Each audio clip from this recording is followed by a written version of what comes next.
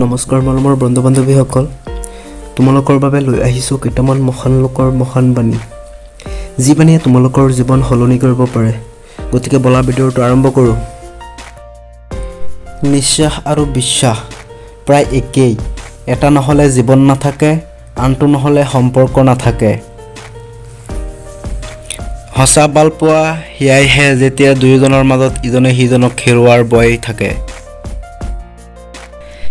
জীৱনত বেছি একো নিবিচাৰোঁ, মাথো এনেকুৱা এজন বিচাৰোঁ যিজনে মাথো মোক ভাল পাব আৰু বহুত কেয়াৰ ল'ব। এজন প্ৰকৃত প্ৰেমিকে প্ৰেমিকাৰ উপাধিটোৰ বাহিৰে তাইৰ মাজত একো সলনি হোৱাটো নিবিচাৰে। পাহৰি যোৱা সকলো দুখ বেদনা সলনি নহ'লেতো বতৰো ভাল নালাগে।